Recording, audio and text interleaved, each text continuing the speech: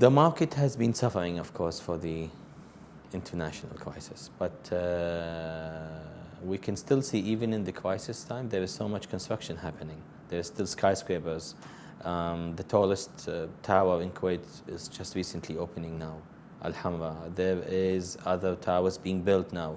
We, as a group, building a 70-story hotel, high-rise tower in Kuwait, whereby still we've been receiving so much offers about the hotel operators involved. Still, we haven't decided upon, and there is others. So there is the real estate market in Kuwait is defined into 3 different sectors, which is the commercial, the residential, and the housing. The housing has been always a demand because of the internal demand of the Kuwaitis having being an important facility for them to live in housing. And then the commercial and residential has been actually very also attractive, especially the residential for the time, because after the crisis happened, there was so much there wasn't so much attraction from bonds and deposits as banks, returns. So many started to look about other investments, which was one of them was the real estate itself. So the real estate in Kuwait, I think, still is being developed, but still because the country is also involved in a decision-making process that makes it slow sometimes to develop bylaws or laws of the construction itself or the building. This has slightly maybe delayed some future ideas, but I think in the sooner or in the future stage, there's things coming in.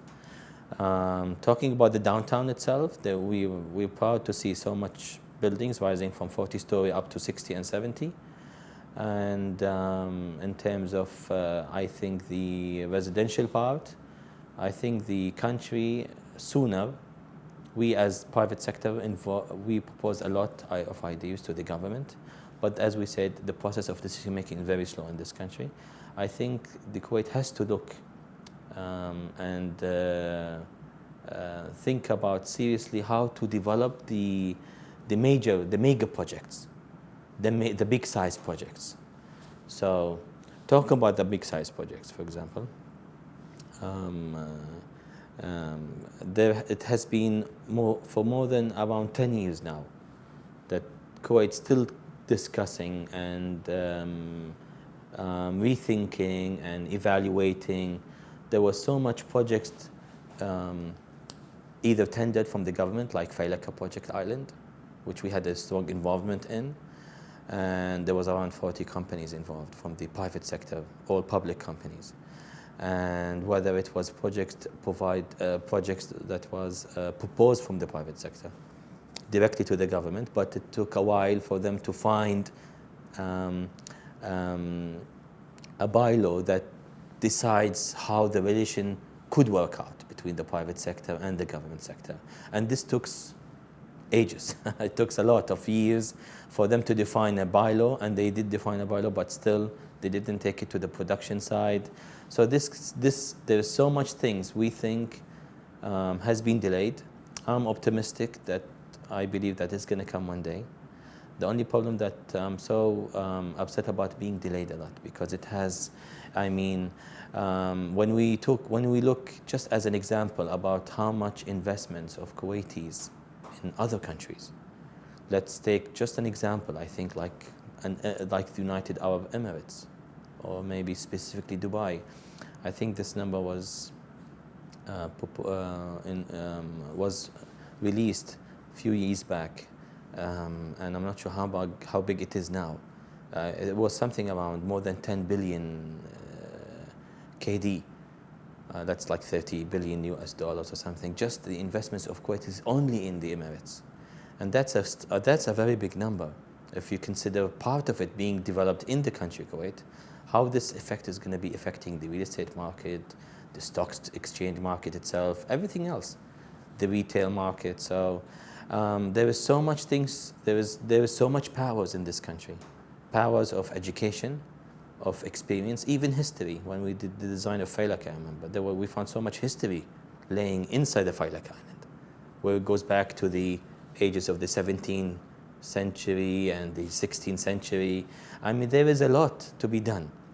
What we are missing here in this country is the decision-making powers, I would say. We need a strong parliament. I'm sorry to say that we need an educated parliament. We don't mean that all the parliament members are not educated. They're busy in very small things. They are away from Kuwait. They're talking about personal issues. They're talking about personal demands. But unfortunately, everyone forgot about the country importance. Like when Kuwait was designed, I would say the word designed, in the 60s and 70s. It was the leading country in the Gulf. Why? Because there was faithful decision makers in the parliament. There were faithful decision makers, I'm sorry to say that, in the government, whereby those people took a very important role to do Kuwait. Even today, we still benefit out of what they've done. The master plan, if you see the highways, the roads, even though still Kuwait became busy, but still the infrastructure, the basics was so strong.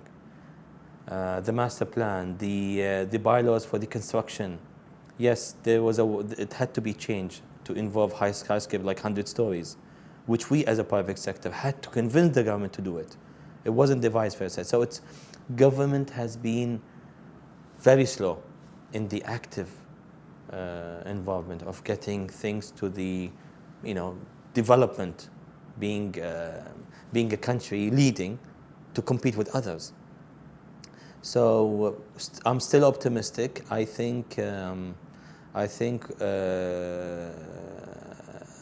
parliament has involved so much of its time in many important but not very important issues. I think soon they will know that Kuwait is still suffering, and I think they will drive their attention. Even the government, we are very happy to see there is some developments. There is some new members coming in. There is a kind of education that we saw in the process of relation between the parliament and the government as well. This relation has been developed in a way for them to stand next to each other and talk about their problems and find solutions. I think where we stand in today, politically, is much better than years before. Has it been resolved? Not yet, unfortunately, but I think in the future it might be coming in. If this thing happens, this is very important. I mean, if one day, like members wake up in the morning and think about Kuwait suddenly, okay, or like something unbelievable might happen with government and suddenly we see some ministers, suddenly one day, asking themselves why we don't do this, why can't we do a mega project, why can't we use the seashores and do touristic mega projects, why can't we do the tallest towers in the world, why can't we do the biggest hotels and resorts around the world, why can't we use our resources. We have around 96 or 95% of Kuwait lands are actually vacant lands. They are deserts. What you can see around you is only around 4 to 6%. So imagine the remainings. We don't need all of it. We can take another 5 and we can do wonders. We can create cities. We can create, I'm talking about us as a private sector. If they give the chance for the private sector, I think there would be wonders in this country. We can even make Kuwait green back again. And wonders like this, I'm talking about projects that involved man-made islands. I'm talking about maybe highways that we can create inside the June of Kuwait, the seashores. Projects like maybe creating cities on the desert, entertainment. We can plenty. I mean, we as a group of Bukhamseen has involved around more than 10 mega projects, challengeable ideas that were presented to the government, and it has been unfortunately on the desks of the officials. as long as others, along with as many other private sectors that did involve.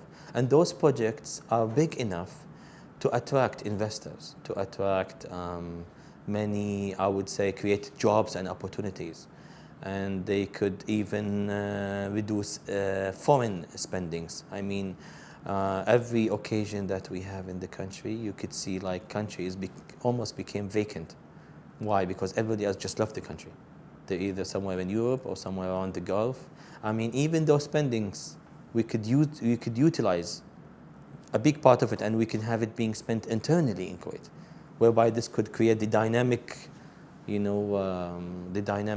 cycle of the investment, whereby you can have Kuwaitis spend their money inside Kuwait instead of rather being spent out of the country as it's happening now. Because there is nothing much. There isn't much. We do have some malls, we do have some, but still, Kuwaitis are so much well educated, and they want to spend their life, they want to spend money, they want to live like any other modern country. So there is a lot to be done. Hopefully one day we can see this thing that we're waiting for. And the private sector is ready. There is so much finance, I guess. Even with the crisis we are living in now, I think we have very strong banks. We have very strong, I think, financial background. Our investments of Kuwaitis has reached even to the North Pole. I mean, everywhere we go, there is always Kuwaitis investments. But we don't see them in Kuwait. We see them out of the